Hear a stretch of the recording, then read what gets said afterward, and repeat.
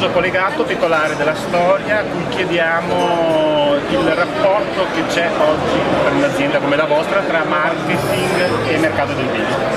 Beh, diciamo che noi abbiamo sempre puntato i prodotti di qualità, fare sempre il massimo da quello che si può ottenere dall'uva. Chiaramente questo non basta, per un mercato di oggi il consumatore ti chiede anche che la bottiglia si presenti bene, che abbia un bel packaging e che sia anche proposta nella maniera giusta poi al consumatore. Credo che la Storia in questi anni abbia sempre dimostrato che oltre che alla qualità si è sempre distinta anche per questo punto di vista, una immagine molto nuove, molto cercate e cercando anche di piacere al pubblico, cercando un po' di anticipare i tempi di vari consumi che ci sono in Italia.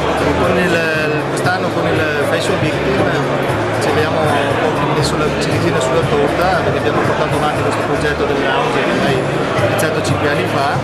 Quest'anno con questa bottiglia cattivante, trasparente, un prodotto fatto anche di altissima qualità, vogliamo crearci uno spazio ulteriore nel mercato del consumo del consumo. Quanta quota del vostro fatturato viene destinata poi al marketing? Come percentuale?